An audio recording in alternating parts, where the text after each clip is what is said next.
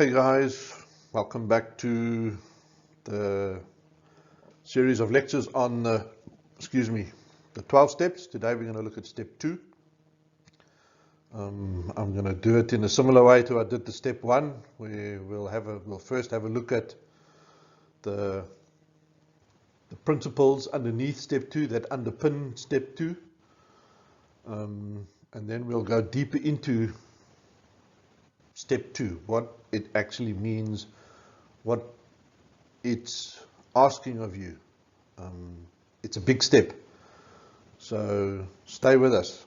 But before we move on to the next slide, I'm going to ask if you've checked the primer on the 12 steps.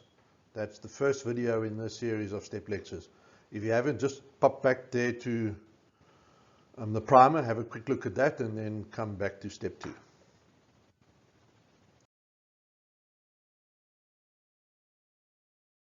We came to believe that a power greater than ourselves could restore us to sanity. Okay, so let's have a look at the key words underneath that. First key word is we. Again, it's implying community. It's not something that we do by ourselves. Believe. Now this is a big word. It's more than just in a spiritual or religious context. We're going to unpack what believe means in this context a little further on in the lecture.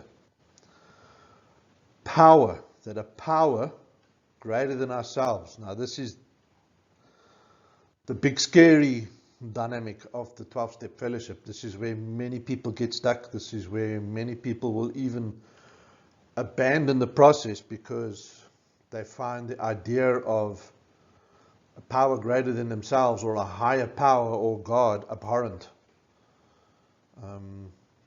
And if that's you, I will urge you to just stay with it.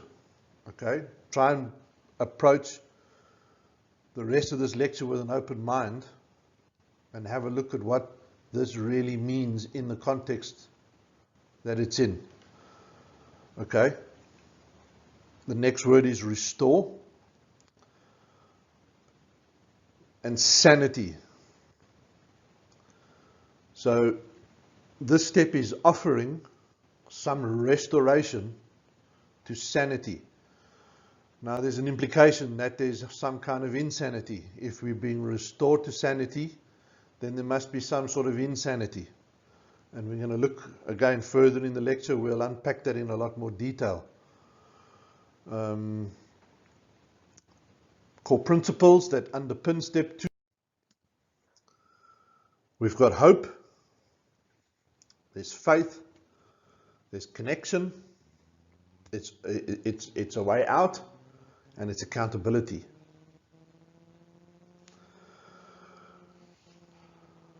Step 1 left us hopeless. Step 2 is offering us hope. But it's hope that's going to require some faith and trust. Maybe the most faith and trust you've ever had before. Step 2 is about connection.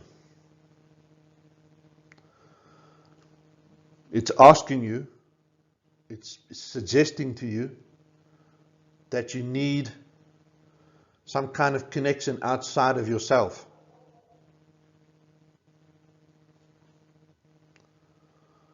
It's a way out. We came to believe that a power greater than ourselves could restore us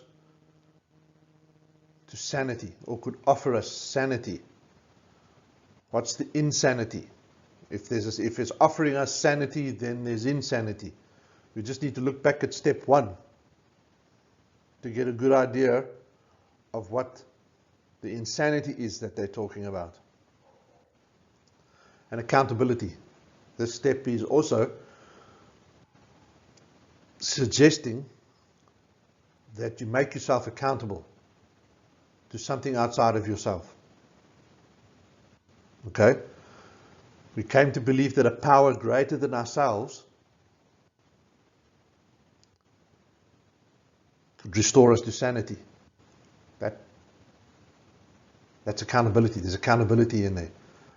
And I'll elaborate on that further on in the lecture. Good. Before we go into part 2, I'm going to give you guys some homework. It's to help you put step 2 in some kind of context for yourself. On a notepad, I want you to write down what you think the difference is between values, morals, and beliefs. Are they different? Or are they the same? Is there a similarity? Are they connected to each other? A4 or whatever notepad you're going to use, and unpack that for yourself. Try not to over-intellectualize the answer. Okay, I'm not trying to access this so much as I want you to access this. I want you to personalize what those 3 things mean to you in your life, in your context, in your world, in your home, in your relationships, in your work life, in your social life. Values, morals, and beliefs. You're welcome to email them to me. I'm always interested in people's interpretations of this, or post it in the comments below. Let's have a look at that, and I will see you in part 2. Thanks, guys.